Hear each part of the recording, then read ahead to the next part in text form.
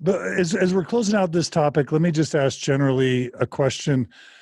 One thing we didn't note is that they added a couple lines to the criteria for apostasy. They added a new one because most of the people that have been excommunicated for apostasy in the past 5 years didn't meet the criteria. They weren't teaching doctrine as true that wasn't doctrine. They weren't joining, groups that they shouldn't be joining. All they were doing was like coming on a podcast or like starting a support group, and none of that really met any of the criteria.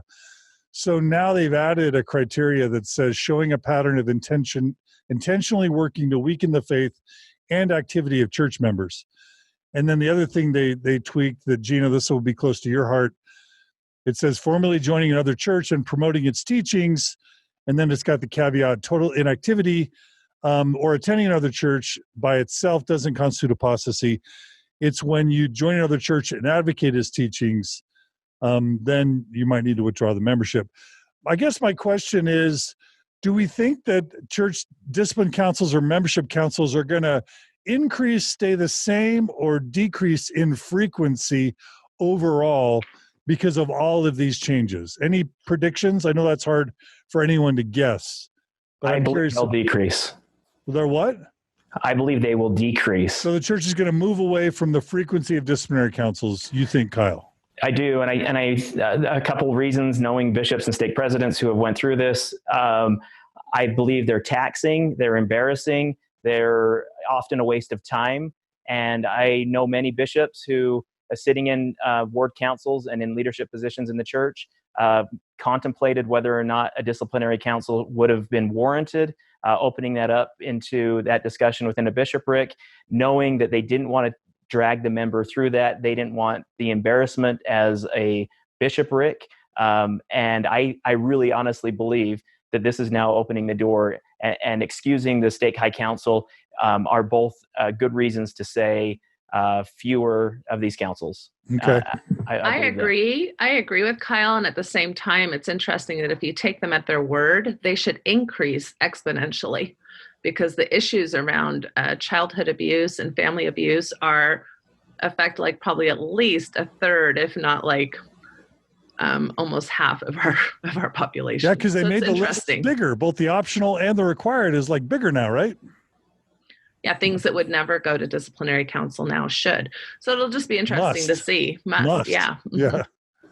That's it. Yeah, and so I would agree. I would think that what they're saying here with regard to the apostasy is that there'll be, if there are membership councils, there'll be more withdrawal of membership, or what used to be called disfellowshipment, not withdrawal of membership, formal membership restrictions. I think that's more likely. So we're more likely to see an event like the Lusks than like the Youngs, maybe. I would say a few things also with regard to these kinds of councils, having been a ward clerk and on a high council and so forth, high priest group leadership. When a bishop holds what would be called a membership council, the bishop doesn't generally do that independently of conferring with the stake president. And when a stake president holds a membership or disciplinary council where it could be messy, like John DeLynn shows up with a video camera, that stake president is not going to proceed with that without at least conferring with an area authority. And so while in some cases there might be a top-down, strengthening church membership committee kind of action that precipitates some of these, I think more often than not, if there is some sort of direction from the top down, it's because the bottom-up contact worked that way up the chain. So maybe you're going to interview the Lusks. I don't know if this is what happened, but you interview the Lusks.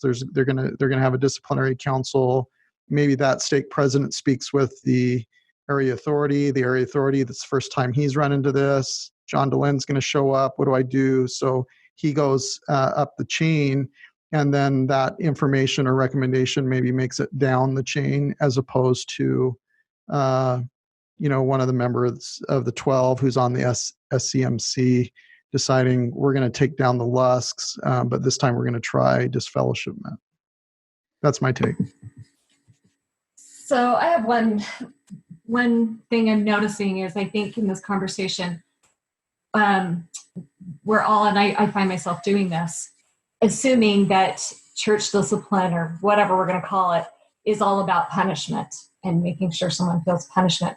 And I know that this is probably wildly unpopular, but there are many, I think, really good leaders in the church who do look at these as courts of love. They really do in their hearts. And I actually was called into a disciplinary action as a young adult, as a young single adult. So I have been through this process. And I would say with where I was at the time and how I viewed my own worthiness and how I viewed my own stuff, I can tell you that bishop did it 100% because he felt like for my personality, I needed to know that I'd paid enough for what I'd done to actually be forgiven. So when you're in that kind of a viewpoint, I actually, for probably 20 years, held that as one of the most sacred, loving, wonderful experiences that I'd ever had. Even though it was really harsh and terrible and awful in a lot of ways, I did get a lot of peace from it. And so as to whether these will decrease or increase, I think it really depends on what kind of a leader you have. Do you have a leader who is really coming at it from that viewpoint? I don't think this will change much. If you're coming at it from someone who's very legalistic and we need to punish, it probably will have an effect. But I don't know. I just wanted to speak for that. The way looking back on that experience, absolutely, I think I could have gotten what I needed and more from just a very ministerial approach. I don't think I needed a disciplinary action, but where I was and the way I was seeing things at the time, I wouldn't say it was all a terrible thing for me in that time. Gina, you felt loved in your disciplinary council, right? Loved and hated, both at the same time. You know, that's what it's like being a Mormon. Like you pulled both ways and stretched really, really thin until you think, whoa, what the hell? And think better of it. Yeah, so it was, and the way I looked at it, it was the best possible outcome. It was the best possible feeling, but it should not have happened in the first place. No good thing has come of it because it just should not have happened. And I want to say on the idea of apostasy, I think it's such a blunt instrument and it doesn't take into consideration the many permutations of the way in which we think about a communion with the church.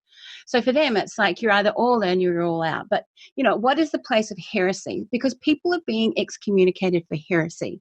And heresy is absolutely vital for the health of any religious organization because it pushes people to think about in a more nuanced and doctrinally and theologically complex way. So, you know, I mean, I think you are a heretic, John. I don't think you're an apostate. An apostate is somebody who actually formally leaves the church. That's what an apostate is. You know, and then there's the other question, the more nuanced question is like, I fully intended to be a Morglican, a Mormon Anglican, because both of those traditions fed me. I mean, we're talking about post-modernity. Very few young people these days are going to find their full belonging in one place. That's just not the way that we're headed as you know, in terms of a kind of social evolution. And so what are they going to do about that? What are they going to do about the fact that, you know, I might be being spiritually formed in the Ignatian tradition and I might find communion here or there. And, you know, I want to be able to take the Eucharist or the communion of other traditions. I want to be in the body of Christ, not just a member of a church. So I think that, you know, the language that they're using is very, very theologically unstable and immature. You know, I think that's the issue. They're using lawyers to put like an eye over this. They're not using theologians.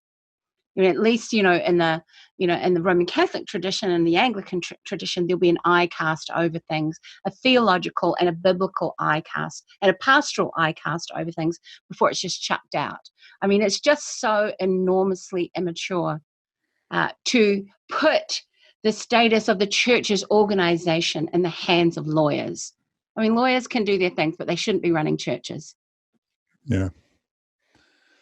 Okay, well, I think it's time to move on to the next topic, but I think we've got a lot of great insight from our panelists. So I'm loving this panel. Thanks to everyone on our panel. Thanks to all our listeners who are listening live. Let's move to Before we go to the transgender kind of updates and changes, let's cover the LGBTQ stuff, I'll call it for now. Kyle, why don't we let you share some of your highlights, lowlights, and reflections, and then we can all jump in if we want.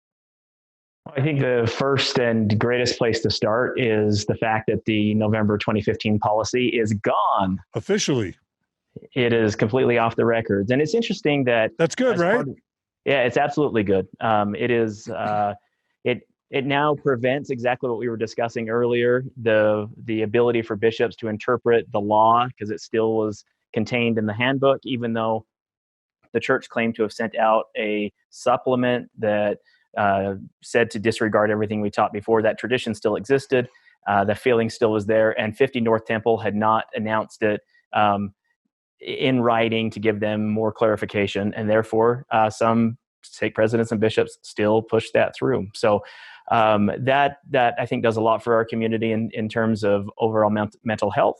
I think the quality and stability of relationships are increased, but as that unfolded in April, and we discussed this on that Mormon Stories podcast, John, this opened up, and we want to talk about legalese. This opened up a can of worms for the church, because the single line that said homosexual relationships will now be treated the same as heterosexual relationships sent the Quorum of the 12, Area 70s, the Honor Code Office, everybody into a tailspin, because now that impacts BYU student housing, that impacts the Honor Code, that impacts the strength of youth, it impacts stake dances. How do we now clarify what the rules are regarding this ability to determine a homosexual relationship being on the same level playing field as a heterosexual relationship? So I was really excited to watch and see how this unfolded. Less excited that it took almost a full year for this now to come down. And now we're discussing some really interesting things through BYU, the Honor Code. All these things as they start to unfold are exciting in my world, because it now is opening this discussion, and it's causing people to face the hard truths. So tell us about what happened with BYU yesterday. So BYU did officially, I think, now this is a little ambiguous, but either on the 12th of this month or yesterday, within coinciding with the handbook, the Honor Code Office did update themselves to reflect the handbook change. They rolled this out first on Twitter after it was the letter was sent out that the homosexual behavior from the Honor Code was removed. Now that meant that if you were gay and you were caught anywhere on campus or in campus housing holding a hand, flirting with, touching, or even in a relationship with someone of your same sex, then that was grounds for dismissal. And not even just potential grounds. People were actually kicked out of school. It was a very real and lived experience for many BYU students. So they removed that language from the Honor Code, saying that the homosexual behavior was deleted. And then it was really interesting because, as you saw at BYU, LGB members of that school were then kissing and hugging and embracing on the campus. Immediately, first they put it out on Twitter with the recent release of the General Handbook of the Church. The CES, which governs the Honor Code, the church educational system, updated the Honor Code to be in alignment with the doctrines and policies of the church. That was the press release that the public got through BYU's Twitter. Then, minutes later, after there was this flood, they then sent another tweet that said, and speaking with the Honor Code director, who is Kevin, this afternoon, they had said that there was miscommunications in what that Honor Code change might have meant. Essentially, wait for further clarification. And another tweet came out saying the Honor Code Office will handle all the questions on a case-by-case basis. You have to come in, visit with an Honor Code counselor. So it was really interesting. When the dust settled, though, it looks like everything will still stand. That indeed homosexual relationships will be treated the same as heterosexual relationships. Now, we haven't talked much about Which means gay and lesbian BYU students can kiss each other, hold hands, date. They just have to not have sexual relations, right? That's right. So Bryce Cook reached out to the Honor Code office, specifically asking this very question. Why are you laughing, Natasha? What are you laughing about? Oh, I shouldn't interrupt, but just I love the BYU loopholes around what sex means. Oh, right. Yeah. That's all. We talked about that a little bit, soaking and yeah. Okay, Kyle, sorry I interrupted. Keep going. No, I've got another. When you think about it, remarkably, you can now hold hands at BYU. You can date. You can kiss your same-sex partner. But if you do it with a beard, you're out of here. I'm so glad that's not a problem anymore. Well, if this is real, this is tremendous. I mean, this is a tremendous change for our whole Mormon family. I mean, it's tremendous. So, I went through this. I reached out to an Honor Code official that I know. Bryce Cook also did, and I just wanted to quote something that Bryce had posted publicly. He specifically got a hold of an Honor Code official as well. Is he Cosmo? Is he the Cosmo guy? No. Bryce Cook is the author of the essay, okay. Homosexuality and Mormonism. Okay. He has 2 gay sons. Oh, right. What this means, and this is quote, what this means is that gay BYU students will be held to the same standard as straight students with respect to chastity. In other words, gay students can date and be physically affectionate with someone of the same sex without it being considered a violation of the law of chastity. The Honor Code Honor Code Office Administrator, direct quote. So Spencer W. Kimball is like turning in his grave, right? And so is Ernest Wilkinson, who said, if there are any among us in this campus, let us know you're gay, homosexual, and we'll refund your tuition. We don't want you contaminated. We don't want the campus contaminated by your presence. So and Dallin Oaks isn't yet in his grave, and he did some things there at BYU too. Yeah, he was BYU president. Yeah. But this is something that we've been talking about for over a decade in kind of the Mormon mental health world and sex therapists who are Mormon and everything. I mean, because to hold a person at the celibate status of sexual behavior, like sexual intercourse, if we're going to talk about penis and vagina or penis and anus types of activities is one thing. But to hold a person responsible for romantic feelings, for not being, the isolation that comes from not being able to express a loving relationship outside of certain sexual behaviors, which again is problematic. It's still not where we need to be. But I mean, this is a huge, huge leap to happen overnight. So I really hope this holds. And if so, I'm just thrilled. And I believe it will.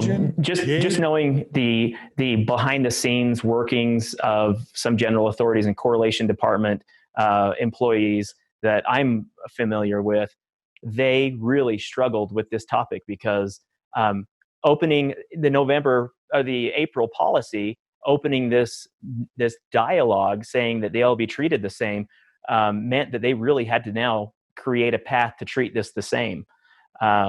And I'm excited for it. I think overall, the LGBT community is extremely excited with that way forward. Now, I must also say there is now an online group at BYU who is in a tailspin. They are now promoting. I don't even want to give them credit for their website, but they are trying to save BYU in an effort to bring down administrators, staff, members of the LGBTQ community who support these new handbook rule changes that affirm or allow affection, kindness, romantic experiences between same-sex couples. And it's very interesting to watch that implode or explode. Well, and in the past, a big factor that makes a difference in BYU policy which again shows some of the developmental struggles we have in Mormonism to know our place. It's the parents. It's the parents who call and have a royal fit about where their children are attending church that oftentimes in the past has made a difference. So hopefully BYU will be able to stand their ground. Let me bring up one point that I noticed that I think has been kind of missed in the handbook. And there's a line in there that I've never seen before from the church. And it's just interesting. And maybe I'm parsing words or looking too far into it. But the line says, quote, God's commandments forbid all unchaste behavior, either same-sex or heterosexual. And I find this interesting because it almost indicates to me that somewhere in Mormonism or with the leadership of the church, they believe that God has spoken on the topic of same-sex sex. If the church is invoking God, then they must somehow believe that there are these acceptable paths of chaste behavior within homosexual relationships. So given what we know about Mormonism, relationship is another word for sex. So where they say God's commandments forbid all unchaste behavior, either same-sex or heterosexual, it's interesting that they're now creating this path that allows same-sex sex or same-sex relationships. And I really look forward to seeing how the church allows that to unfold, because either God has spoken on this subject or he hasn't. But the church is now acknowledging that at some point God has made it clear that same-sex relationships are, there is some acceptable path. Yeah. Yeah. And that's true. And it's also true that for so many years, whether it's the Miracle Forgiveness book or the former General Handbooks of Instructions, it would use words like unnatural and dirty or perverted. It would use really awful language to describe homosexual sexual behavior. And it just seems like that's all gone. Like all of a sudden, the church is basically saying there's no difference between heterosexual sexual activity and homosexual sexual activity. As long as, I don't know, it's just basically taking away a lot of the charged negative language around homosexual sexuality. True or not true, Kyle? Very true. And on my website at latterdaystories.org, under the resource tab, I have kind of documented this historical, there's a document, it's called On the Record.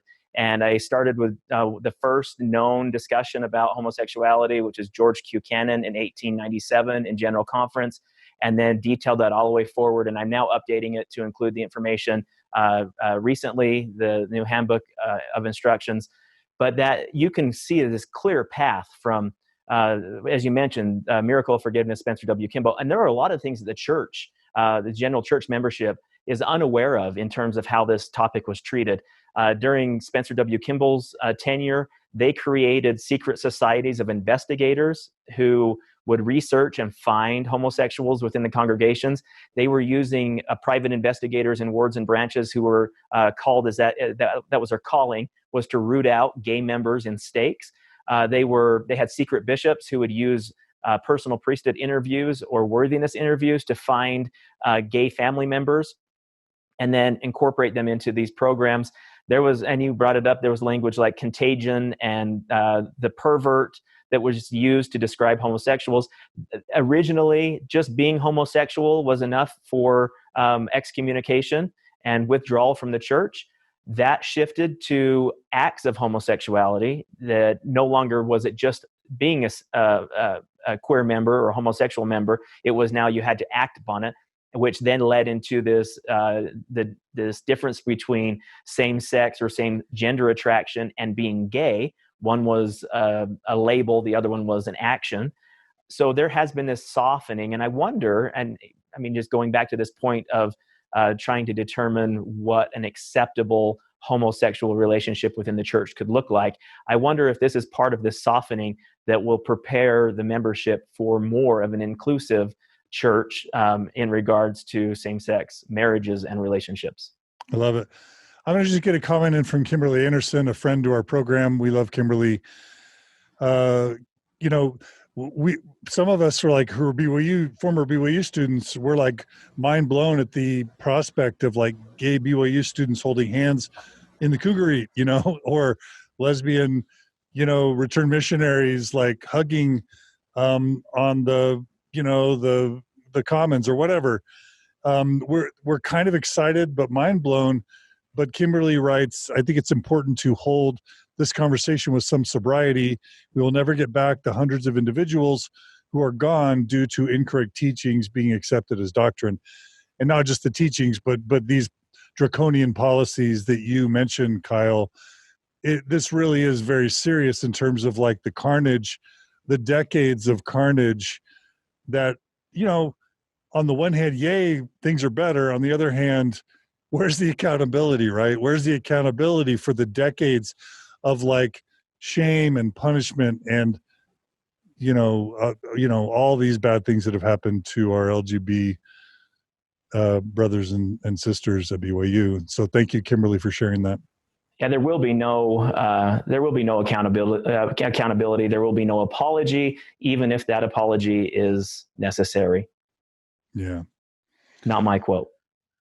Hey, Kyle, I was interested in your take. It's been a while since I've read Bryce Cook's essay. I read it a couple times, but I remember he goes through and he talks about, different models to be able to accept the LGBTQ community.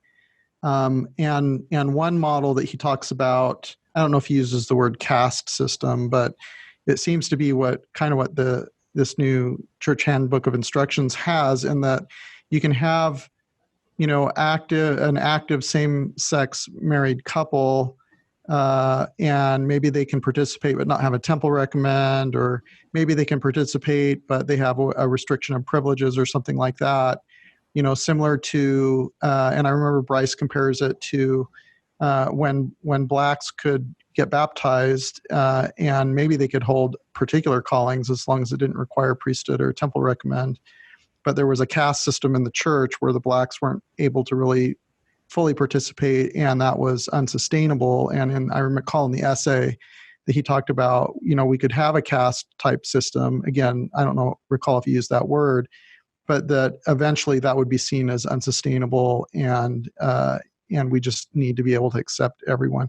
Is your view that this is like opening up more Dusty Johns, and his husband being able to participate, maybe having callings, maybe not, depending on the local bishop, but being a little bit more accepting, but over time, maybe as Bryce mentions, it's unsustainable. What's your take on that?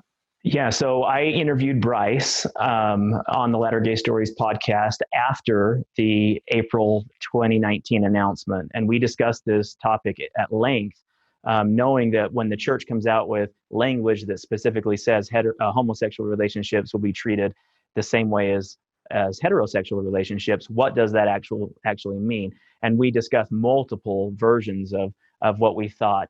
And I think this was Pandora's box for the church for a number of reasons. Among those is that when you now allow a same-sex couple on BYU's campus to hold hands, that does a number of things. First, it validates that relationship. It validates that personal revelation that those two people experienced, that they aren't broken, they're not alone, and that there's nothing about them that needs to be fixed.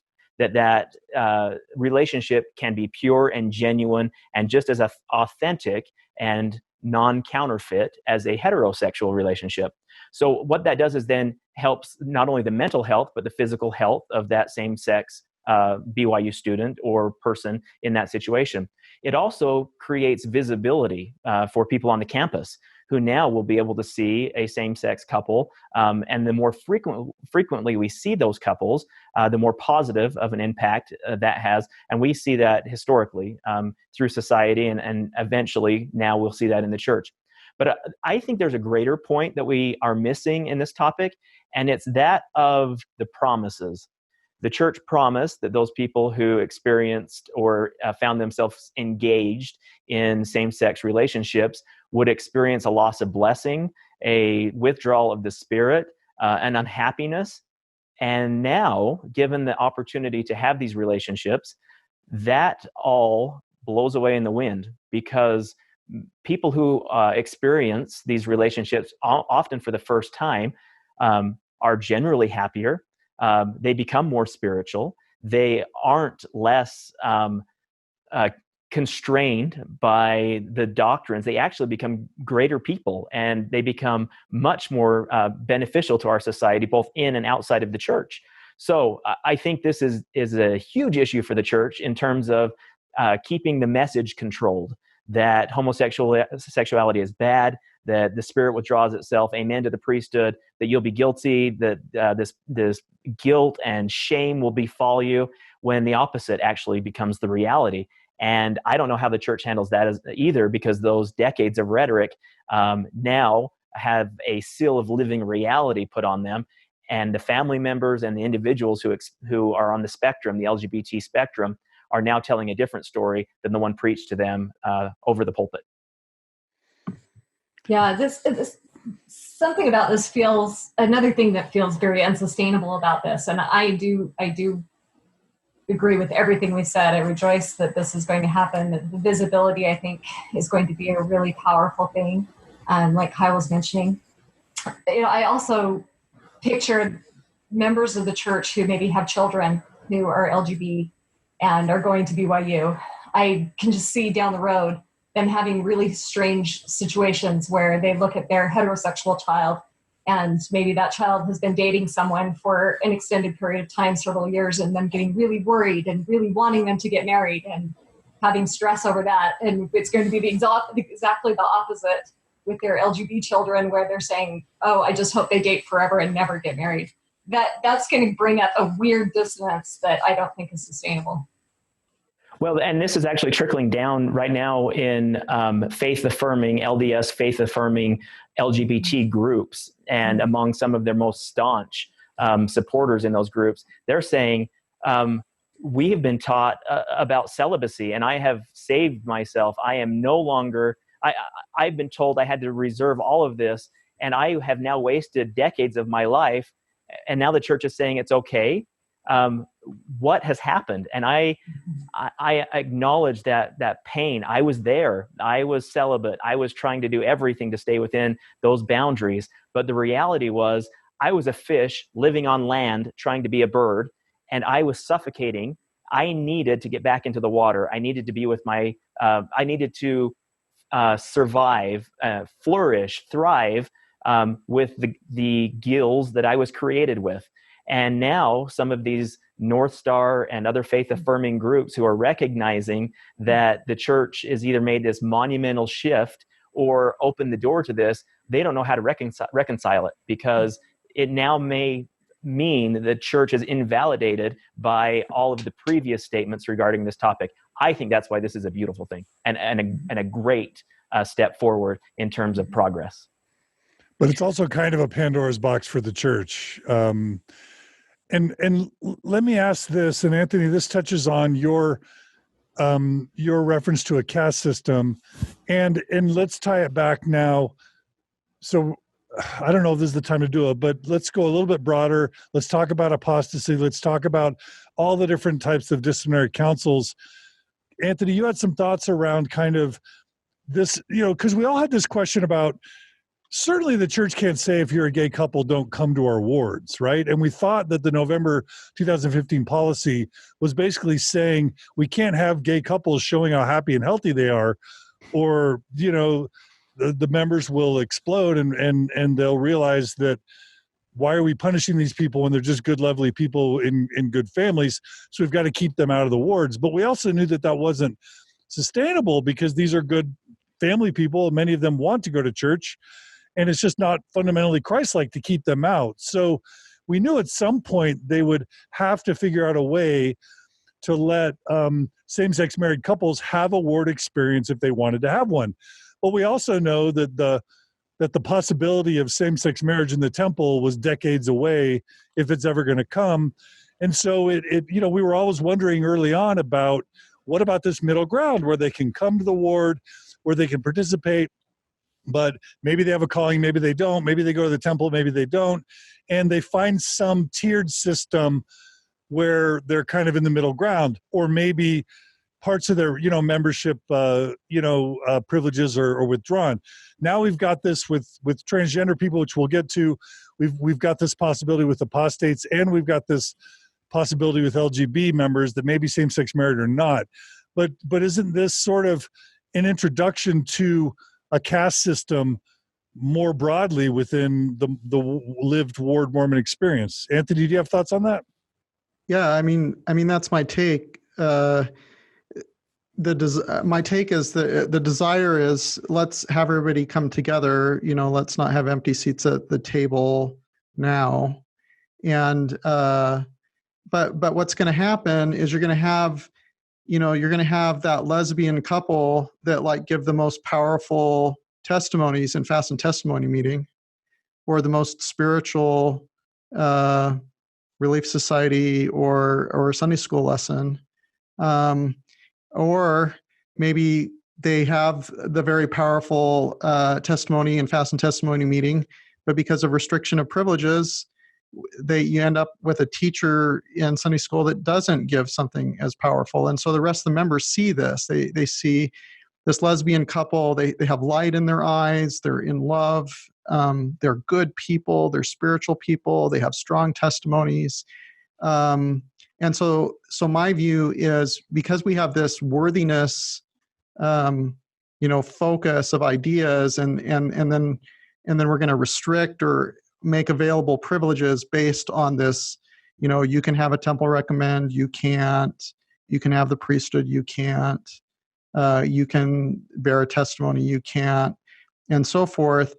That's all based on this hierarchy of what the brethren are thinking, makes someone worthy or unworthy, that in the end, this caste system is trying to get everyone to join and participate and not leave, is going to be totally unsustainable, because the most spiritual, loving, compassionate, moving, service-oriented people in the ward, if they're gay or bi or transgender, like, that's going to stretch the ward members when they see that those people never have an opportunity to serve or participate in certain ways because of the caste system. I suppose we're calling it a caste system, of the ways that you're allowed to participate based on this, do you fit into the heteronormative model versus not? Gina, let's get you in. I know, Gina, you got to run to date night, and we're so happy you joined us and so sad you have to go. Let me just ask it to you this way. Gina, I know that for a long time you were trying to do kind of the Jana thing, or the Bill Reel thing, or the John DeLynn thing, which was to kind of hold down this middle space of being a believing, member, but being thoughtful and trying to navigate kind of this middle way. I know that you wanted that for a long time and you tried that. What do you think about this idea of this caste system, where maybe you could have stayed and been a progressive or liberal Mormon, as a feminist, but you were just sort of, you couldn't do certain things, couldn't go to the temple, maybe you couldn't, whatever other restrictions they might hold, and just any other general comments before we have to lose you. Oh, I'm sorry to go, actually, but not sorry to go on a date. But thanks for your question, John. And I think I want to just draw on the comments that Kyle and Anthony have made about LGBT inclusion. I just want to say really quickly that this isn't just a Mormon problem. This is one of the great issues that Christianity is facing in the Roman Catholic tradition and in the Protestant tradition, the evangelical tradition. I do think that actually the Mormon conversation is a lot more sophisticated than everybody else's conversations. And it's difficult, and it's horrible, and it's complex, and it's marginalizing for sure. But there's an elegance, I think, to the conversation that we're having in the broader Mormon broader Mormon population and Mormon allied population. We've got, research coming out and really vocal proponents and advocates for inclusivity. So I don't think it's something that we should chastise ourselves for being an outlier about, because we're just simply not. This is Christianity's biggest litmus test for their true Christianity. So I just wanted to say that as in response to that. But back to your question about whether or not I could have stayed. I had, on the day that after I wrote my resignation letter, I met with my bishop and I said to him, look, here's the deal. I could hang around the church, but I have no interest in a temple recommend. I don't want to give any more money to a really wealthy church. It seems like a waste of my money. I'm theologically out of step and differently formed than the LDS church. I won't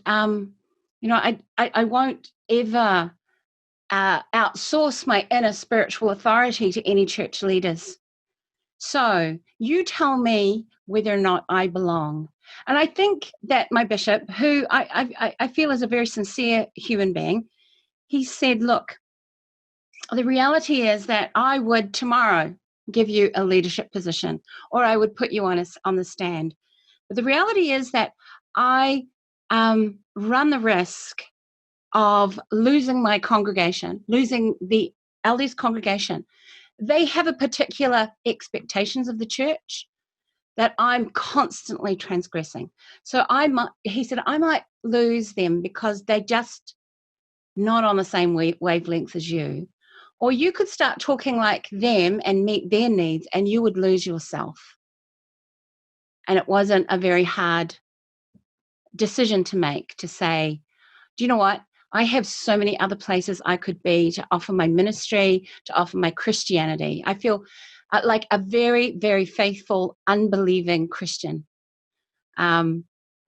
Belief is something that Mormonism has kicked the crap out of. So I'm not a great believer, but I feel like a very, very faithful Christian person who follows the Jesus way. I'm absolutely committed to that. So, and other people want that, and they're cool about that. So there you go. I don't feel I've lost anything. Right. Interesting how the church has such a problem with the marginalized.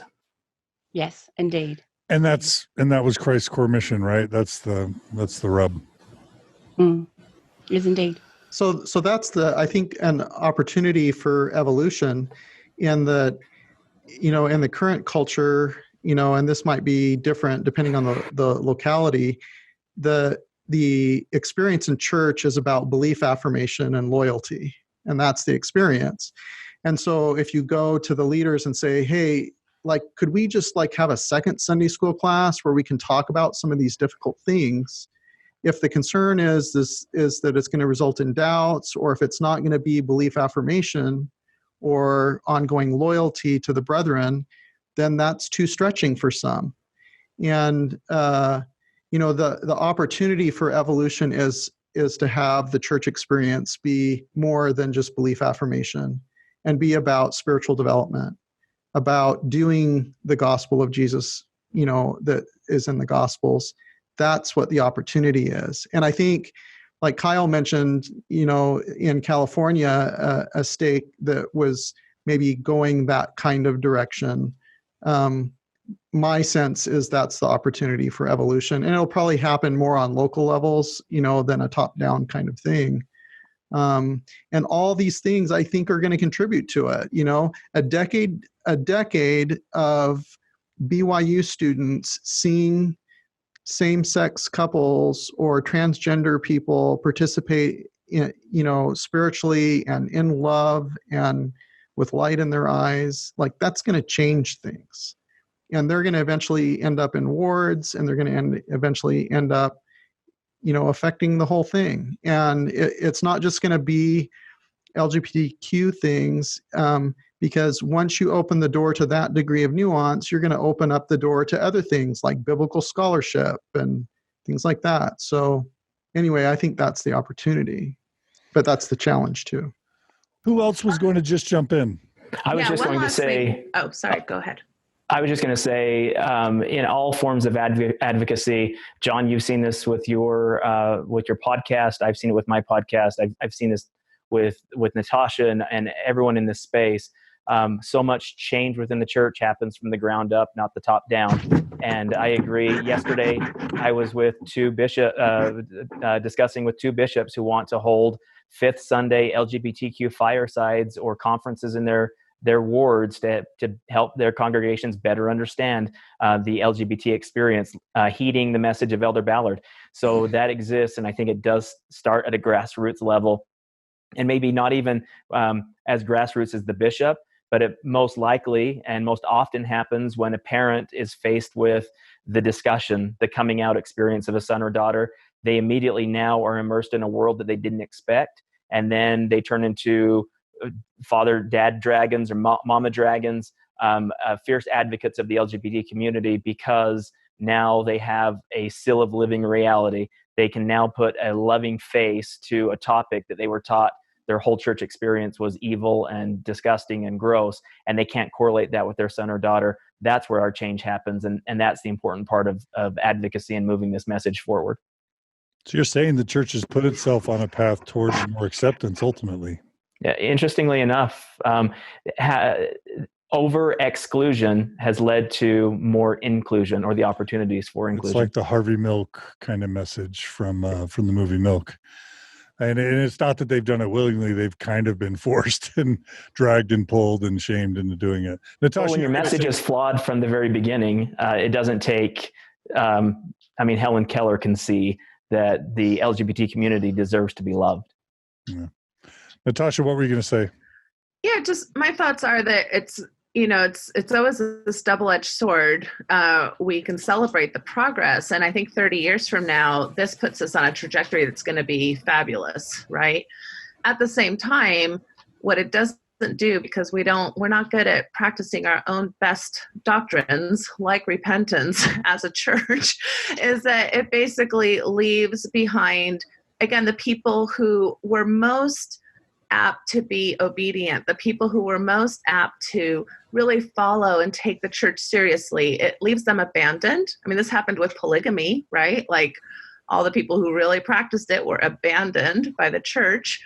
And it also completely disqualifies the tragedy, the unnecessary tragedy of the many people we've lost to suicide, the many mental health conditions that people have suffered, the low quality of life, the ostracization in family systems that, and if the church did, the church can't repair a lot of that because it's already past and gone. But we know through trauma-informed practice that when you have an apology, when you have things like people taking responsibility for prior wrongs, it does heal, and it does speed the healing process. And I think it's a really missed opportunity that we don't practice our own best doctrine as a church.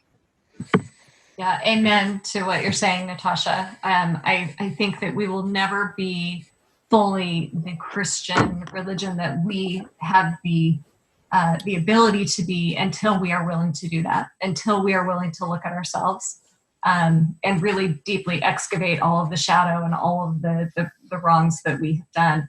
And it's very Christian to do so. I don't think we can get there without it. And this is such a delicate issue with any advocacy, right? Like progress does just happen little by little by little, step by step by step. Too big of a step, and it causes all kinds of problems. I was amazed when the new temple changes came out that were more empowering to women, how many women of faith that I know had real problems accepting it. Because I think when you have really internalized that something that maybe doesn't seem right on some level, or just seems really hard, when you internalize that and then it's reversed, that is a really hard pill to swallow. And it is really hard to imagine that really maybe something was wrong with it all along. So progress is hard. It's hard on all fronts. And, I don't know. And at the same time, I agree. It also feels like sometimes we're protecting the 90 and 9 and leaving the one out in the cold, which also seems very unchristian to me. Right. Thanks, Jana. So I think it's time to move to the transgender issues. Kyle, is there any other last LGB kind of points you want to make? It's not doing justice because there's so much here. Any final things you want to say overall, or just points you want to make? No, I want anyone who identifies along the spectrum to know you're not alone, you're not broken, that this is good progress in the right direction. And it's interesting, the comment boards, as we discussed this on my podcast and in other LGBTQ spaces online, how the whole handbook issue, there are no positives. This is disgusting. This is awful. My reality is that these are steps in the right direction. Baby steps are still progress steps. And traditionally, we know the church is decades behind in its administration and its understanding of current world events.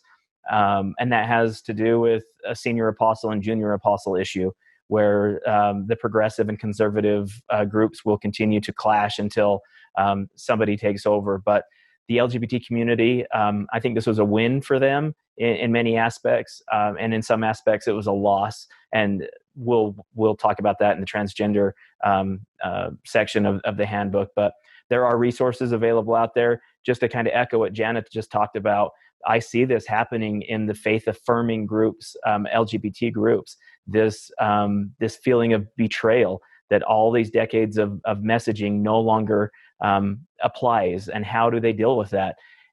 My recommendation is that you need to look at some of these groups as stepping stones. And for me, I was closeted. I found groups like North Star that were faith affirming and very spiritually uplifting as a stepping stone to get me to where I'm at. And don't discount the importance of progression, and don't stall yourself because you're stuck in the same traditional rhetoric or archaic rhetoric that has existed. I think this handbook change, this discussion, and many more that are happening around kitchen tables, around Mormonism, are beneficial to getting rid of the marginalized, the other system, and moving more into an inclusive and opening and supportive community that we all deserve. Love it. So I actually have a question for Kyle and Samantha, and that is, if you perceive, like I perceive, that this is an incremental improvement, and that as members have opportunities to interact with LGBTQ people more, even on some of these where it's just a small incremental improvement, in the future, 20 years from now, it's going to be a lot better. But what you've mentioned to Kyle, and Samantha, you have as well, is that the problem is there's no recognition of the trauma and the harm that's been committed. There's no apology. There's no allocation of resources to support individuals who have experienced trauma and alienation and shunning from family or anything. And it's not like there's a lack of resources to be able to do something like that.